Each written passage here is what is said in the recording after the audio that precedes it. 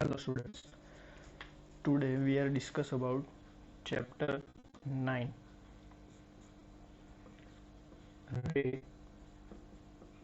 optics and optical instruments. First, what is optics? Optics is a branch of physics in which studies about properties and behavior of light. તો કે optics એ ફિઝિક્સની એક એવી branch છે કે જેમાં light વિશે study કરવામાં આવે, લાઇટની પ્રોપર્ટીઝ અને લાઇટનું બિહેવિયર તેના વિશે. તો here two part of optics. First, ray optics and second one is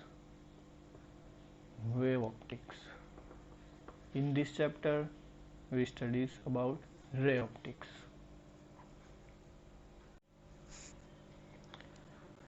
Now, what is light? The human eye with the sensitivity to detect electromagnetic radiation in a small region of electromagnetic spectrum. This region of spectrum is called light or visible light. એટલે કે આપણો electromagnetic spectrum જે છે તે સ્પેક્ટ્રમના જેટલા રિજિયનને અથવા તો જેટલા પોર્શનને હ્યુમન આઈ સેન્સ કરી શકે તેટલા રિજિયનને લાઇટ અથવા તો વિઝિબલ લાઇટ કહેવાય. તો વિઝિબલ લાઇટની રેન્જ કેટલી છે? The range of visible light is 400 nanometer to 750 nanometer. એટલે કે આ વિઝિબલ લાઇટની રેન્જ 400 નેનોમીટરથી 750 નેનોમીટર જેટલી છે. But two important point about light. First point છે the speed of light in vacuum. C is equal to 3 cross 10 raised to 8 meter per second. તો આ લાઇટની વેક્યુમમાં સ્પીડ કેટલી છે? 3 cross 10 raised to 8 meter per second, જેને આપણે C વડે ડિનોટેટ કરીએ. હવે સેકન્ડ પોઈન્ટ, લાઇટ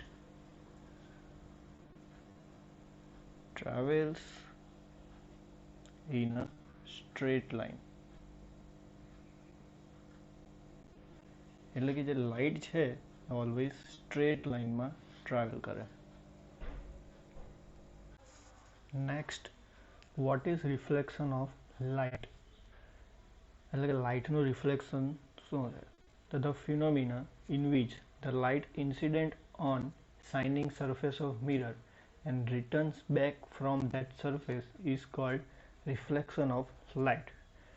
એટલે કે કોઈ મિરરની શાઇનિંગ સરફેસ હોય તેના ઉપર આપણે કોઈ લાઇટ ઇન્સિડન્ટ કરીએ તો એ સરફેસ પરથી એ લાઇટ રિટર્ન થાય તો એ ફિનોમિનાને શું કહેવાય?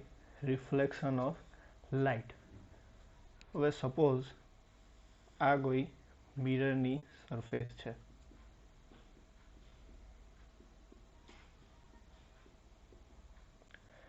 આ સરફેસ ઉપર આપણે કોઈ એક રે એટલે કે લાઇટ ઇન્સિડન્ટ કરતા છે.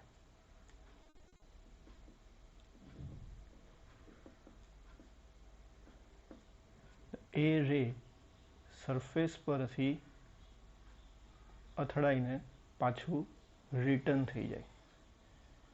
તો આ રિટર્ન થાય તેને કયું રે કહેવાય?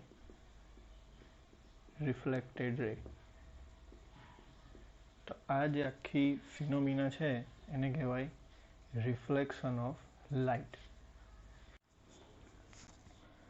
હવે સપોઝ કે આ મિરરની જે સરફેસ છે ત્યાં ઇન્સિડન્ટ પોઈન્ટ આગળ આપણે એક નોર્મલ ડ્રો કરીએ. તો આ નોર્મલ અને આ ઇન્સિડન્ટ રે એ બે વચ્ચે જે એંગલ બને તે એંગલને કહેવાય એંગલ ઓફ ઇન્સિડન્ટ, અને એને આપણે આઈ વડે ડિનોટેટ કરીશું. અને આ જ નોર્મલ અને આ રિફ્લેક્ટેડ રે એ બે વચ્ચે જે એંગલ બને તેને આપણે એંગલ ઓફ રિફ્લેક્શન કહીશું, ને એને આર વડે ડિનોટેટ કરીશું.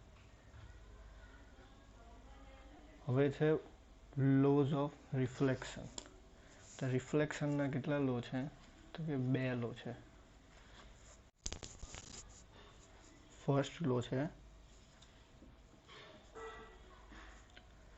ફર્સ્ટ લો શું છે? તો angle of incidence and angle of reflection both are same.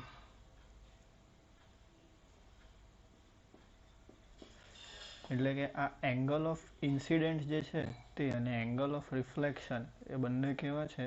Same. એટલે કે I is equal to R. And second law કયો છે? એટલે કે incident ray, reflected ray and a normal to the surface all are lies in the same plane. એટલે કે આ બધા જ છે તે એક જ પ્લેનમાં આવેલા હશે. એટલે incident ray, reflected ray and normal to the surface all are lie in same plane.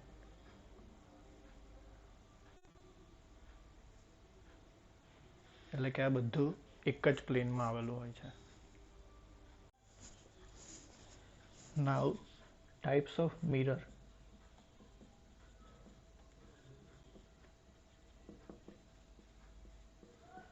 There are two types of mirror. First, plane mirror, and second one is spherical mirror.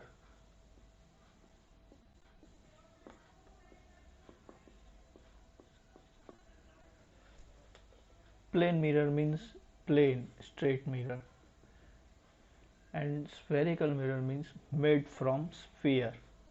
એટલે કે કોઈ મોટો સ્ફિયર હોય તેમાંથી અમુક ભાગ cut કરીને જે સ્ફિયર બનાવે તેને કહેવાય spherical mirror. There are two types of spherical mirror. First one is concave mirror.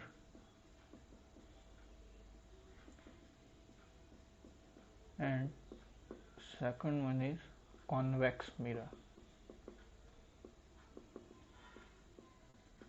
What is concave mirror? If internal surface of spherical mirror is made reflecting, then it is called concave mirror. That means suppose આ કોઈ spherical mirror છે અને આપણે તેની અંદરની surface એટલે કે આ ભાગ અંદરની સરફેસ આપણે રિફ્લેક્ટિંગ બનાવીએ, આ અંદરની સરફેસ રિફ્લેક્ટિંગ બનાવીએ તો તેને કહેવાય કોન્કેવ મિરર. એન્ડ સપોઝ કોઈ મિરર છે તેની બહારની સરફેસ એટલે કે આઉટર સરફેસ, એક્સટર્નલ સરફેસ આપણે રિફ્લેક્ટિંગ બનાવીએ આ સરફેસ, તો એને કહેવાય convex mirror.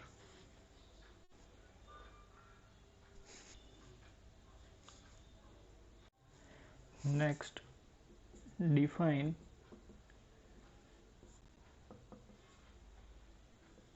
center of curvature, radius of curvature,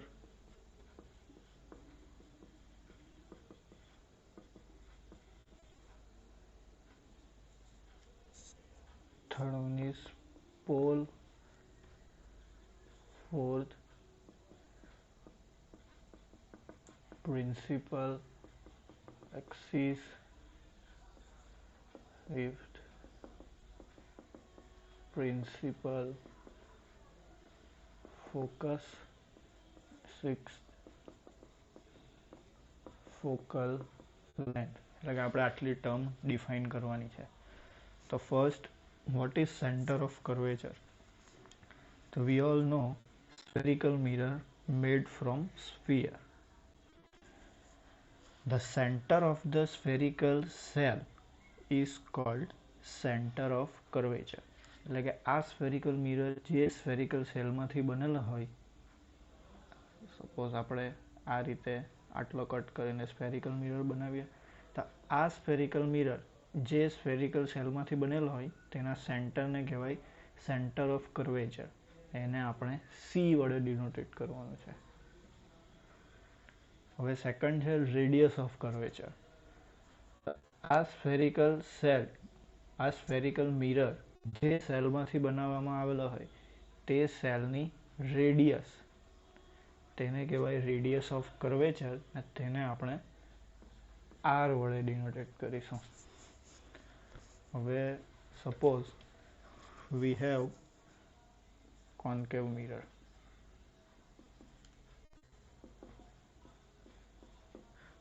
તો સપોઝ કે આ એક કોન્કેવ મિરર છે. કોન્કેવ મિરર એટલે આ અંદરની સરફેસ શાઇનિંગ વાળી હશે. તો આ કોન્કેવ મિરર જે સ્ફેરિકલ સેલમાંથી બનાવેલો હોય તે સ્ફેરિકલ સેલના સેન્ટરને શું કહેવાય? Centre of curvature. તેને આપણે સી વડે ડિનોટેટ કરવાના છે.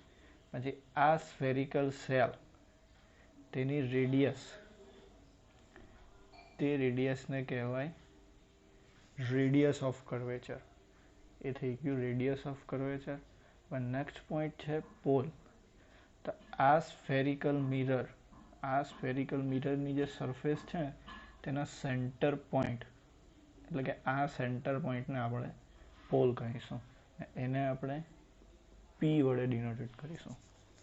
હવે પ્રિન્સિપલ અક્સિસ, કે the imaginary line passing through centre of curvature and pole is called principal axis. એટલે કે સી અને પીમાંથી એક ઇમેજનરી લાઇન આપણે ડ્રો કરીએ તો એને કહેવાય પ્રિન્સિપલ એક્સિસ. હવે સપોઝ કે આપણે આ પ્રિન્સિપલ એક્સિસને પેરેલલ સરફેસ ઉપર, મિરર સરફેસ ઉપર કોઈ રેઝ ઇન્સિડન્ટ કરીએ છીએ. આ ઇન્સિડન્ટ રે આફ્ટર રિફ્લેક્શન, એટલે સરફેસ પાસેથી એ રિફ્લેક્ટ થઈને પ્રિન્સિપલ એક્સિસ પર કોઈ એક પોઈન્ટ આગળ શું થાય? ભેગા થાય. બધા મળે, ભેગા થાય. તો આ ભેગા થાય તે પોઈન્ટને શું કહેવાય? Principal focus. અને એ પોઈન્ટને આપણે કેપિટલ એફ વડે દર્શાવવાનું છે. કેપિટલ એફ વડે. અને આ કેપિટલ એફ એટલે કે પ્રિન્સિપલ ફોકસ અને આ પોલ, એ બે વચ્ચેના ડિસ્ટન્સને આપણે ફોકલ લેન્થ કહેવાનું છે. અને તેને આપણે સ્મોલ એફ વડે દર્શાવીશું. આના વડે સ્મોલ એફ. હવે એવી જ રીતે સપોઝ કે કોન્વેક્સ મિરર છે. તો કોન્વેક્સ મિરરમાં શું હશે? બહારની સપાટી શાઇનિંગ વાળી હશે. હવે આ કોન્વેક્સ મિરર જે સ્ફેરિકલ સેલમાંથી બનેલો હોય તે સ્ફેરિકલ સેલના સેન્ટરને સેન્ટર ઓફ કર્વેચર કહીશું. સરફેસથી સેન્ટર સુધીના ડિસ્ટન્સને, એટલે કે જે સ્ફેરિકલ સેલની રેડિયસ હશે તેને કહેવાય રેડિયસ ઓફ કર્વેચર. સરફેસના સેન્ટર પોઈન્ટને શું કહેવાય? પોલ, પી. અને એ પી અને સી માંથી એક પાસ થતી ઇમેજનરી લાઈન એટલે એ થઈ જવાની પ્રિન્સિપલ અક્સિસ. હવે સપોઝ કે આ પ્રિન્સિપલ અક્સિસને સમાંતર એટલે કે પેરેલલ આપણે રેઝ ઇન્સિડન્ટ કરીએ છીએ, તો આ રેઝ શું થઈ જશે? સરફેસ પરથી રિટર્ન થઈ જશે બેક. આવું થશે આફ્ટર રિફ્લેક્શન. તો આ જે રિફ્લેક્ટ થયેલા રેઝ છે તેને આપણે આગળ લંબાવીએ અથવા તો ડ્રો કરીએ. તો એ રિફ્લેક્ટેડ રેઝના આગળ લંબાવેલા જે છેડાઓ છે તે શું થશે? કોઈ એક પોઈન્ટ આગળ ભેગા થઈ જશે. તો એ પોઈન્ટને શું કહેવાશે? Principal focus. ને આ પોલથી પ્રિન્સિપલ ફોકસ સુધીના ડિસ્ટન્સને શું કહેવાશે? Focal length. અને એને આપણે સ્મોલ એફ વડે દર્શાવીશું. હવે નેક્સ્ટ છે સાઇન કન્વેન્શન. સાઇન કન્વેન્શન એટલે કે આપણે આ જે સ્ફેરિકલ મિરર છે તેની ઉપર સાઇન કેવી રીતે કન્સિડર કરવાની તે. તો સપોઝ કે આ કોઈ મિરરની સરફેસ છે અને આ છે એની પ્રિન્સિપલ અક્સિસ. તો અહીંયા છે પી. તો આ પ્રિન્સિપલ અક્સિસની ઉપરની સાઈડ એટલે કે આ સાઈડ જે બી આપણે ડિસ્ટન્સ કે હાઈટ મેઝર કરીશું તે કેવી આવશે? પોઝિટિવ. એટલે કે આ હાઈટની સાઇન આવશે પોઝિટિવ. અને પ્રિન્સિપલ અક્સિસની નીચેની સાઈડ એટલે કે આ સાઈડ જે બી આપણે હાઈટ કન્સિડર કરીશું તેની સાઇન આવશે નેગેટિવ. એવી જ રીતે સપોઝ કે આ છે તમારા ઇન્સિડન્ટ રે.